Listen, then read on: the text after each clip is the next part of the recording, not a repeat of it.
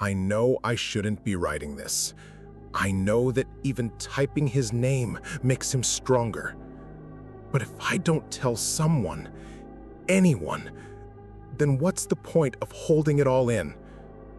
They said it was just an internet prank, a glitchy video, a creepy kid with his mouth open too wide. But I saw him, and he's real. It started with a TikTok, a short, grainy clip.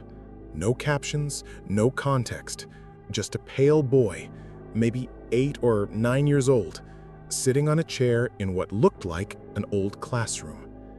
His hands were folded neatly in his lap. He didn't move. He didn't blink. For 10 seconds straight, he just stared into the camera. And then his mouth opened. Not like a normal scream, not even human. His mouth, it stretched wider and wider until it looked like his jaw was about to split in half. I scrolled away immediately. I thought it was some weird ARG, maybe an SCP edit. You know the kind. People love making cursed content to go viral. But that night, when I went to bed, I couldn't shake it. Every time I closed my eyes, I saw his face. Pale skin, dark eyes, that impossible mouth. The next day, the video was everywhere. People were calling it Mason 67. No one seemed to know why. Some said it was the username of the first account to upload the clip. Others claimed 67 was a reference to something hidden in the video. I didn't care. I just wanted to forget it. But TikTok didn't let me. Every time I opened the app, the algorithm shoved Mason back into my feed. Different versions, different edits. Some people added creepy music, others slowed the clip down, zoomed in on his mouth. And then I saw something that made my stomach twist. One of the clips froze at exactly 0067 seconds. That's not a real timestamp, but there it was, 0067. And in that frame, his mouth wasn't just open anymore. It was moving, whispering. I couldn't hear the words, but I swear, my name was in them. I told myself it was just my brain filling in the blanks, pareidolia or whatever. But that night, lying in the dark, I heard it again. Not from my phone, from the corner of my room. A faint, childlike whisper, repeating over and over. 67. 67. 67. I laughed at first. It sounded too much like creepypasta. But then I remembered I didn't watch the video all the way through. I skipped before it ended. What happens if I don't? That same day, I got a DM. No username, just an empty profile. The message only said, "Don't finish it." I wanted to believe it was a joke, but deep down, I knew it wasn't. Because that night, I saw him again. Not on my phone, not on my laptop, in the reflection of my bedroom window. He was sitting on the chair by my desk, the same one I'd seen in the video, his hands folded neatly in his lap. At first, I thought it was a trick of the glass, my brain playing games. But then, his mouth opened, slowly, silently, wider and wider until the reflection wasn't mine anymore, it was his. I spun around. The chair was empty. But when I looked back at the glass, he was still there. Closer this time. Every blink, he gets closer. I didn't sleep that night. I left all the lights on, sat on the floor clutching my phone like it could protect me. At 3:14 a.m., the screen lit up by itself. My phone had opened TikTok. The Mason 67 video was playing on repeat, but it wasn't the same clip anymore. It was me.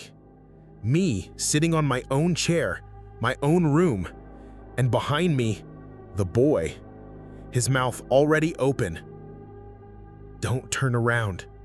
Don't look, because once you do, you'll never escape him. I thought I could just ignore it. I thought if I deleted TikTok, blocked the tags, avoided every mention, he'd go away. But Mason doesn't care about platforms. He doesn't live inside the app. He lives inside us. The more you know his name, the closer he gets. 2 nights after the reflection, I joined a Discord server that claimed to investigate forbidden internet. A bunch of kids and late-night creeps sharing cursed videos, old ARGs, forgotten creepypastas.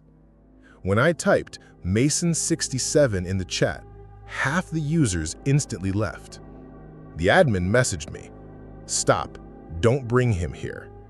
But a few stayed, and they told me things I wish I never heard. One guy, usernamed Rotghost, said he first saw Mason in 2009, long before TikTok. Back then, it was a leaked VHS rip.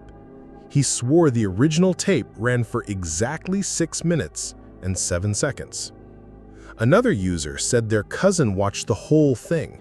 She laughed at it at first, until she started seeing a boy sitting in her closet at night.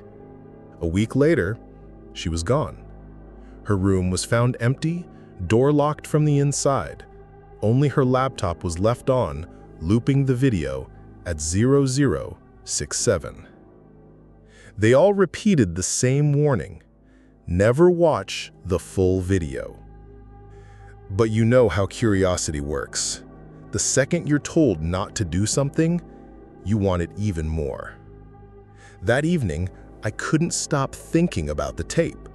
6 minutes, 7 seconds. What happens at the end? The urge clawed at me like a hook under my skin. I had to know. At midnight, I searched deeper. Onion links, dead forums, forgotten archives. And I found it.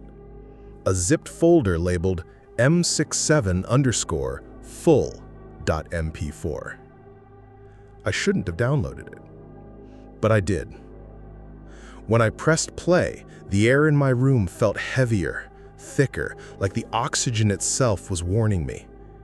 The boy appeared, same as always, sitting, staring, hands in his lap, mouth closed.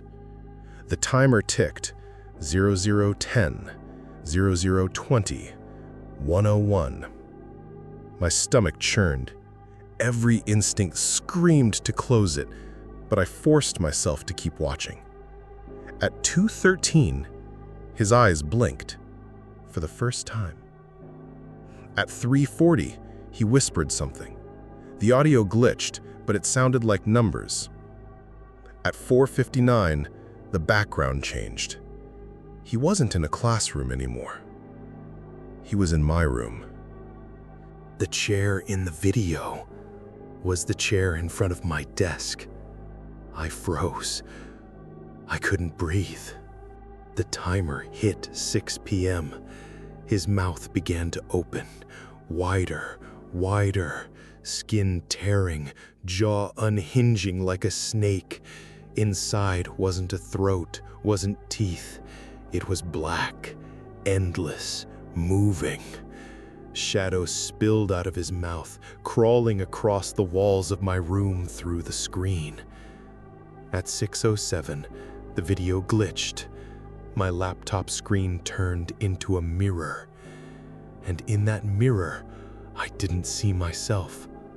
I saw him, Mason, sitting in my chair, mouth open. I looked to the side. My chair was empty, but in the screen, he was there, watching, waiting. Then I heard it, behind me, the sound of bare feet sliding across my floor. I wanted to turn. I wanted to run, but the voice from the Discord server echoed in my head. Don't turn around. Don't look. so I kept my eyes on the screen. The timer blinked. 0067. Not real, not possible, but there it was. And at that moment, Mason smiled. It wasn't the smile of a child. It was something ancient, wearing his face like a mask. The shadows surged out of the screen, wrapping around my arms, my throat, my chest. I felt the weight of him pressing into me, crawling into my lungs, filling me with cold. The laptop shut itself off. The room went dark, but the sound didn't stop. Closer, closer, until it was right behind me. I couldn't resist anymore. I turned, and I saw him. The boy in the cloak of shadows, his mouth stretched wide, swallowing the light itself. His eyes were bottomless pits, his hands folded neatly, politely, as if waiting for me to sit down. He leaned in, his whisper burned against my ear. "Now you're 68. The world shattered into black, and when I opened my eyes, I was no longer in my room. I was in the video, sitting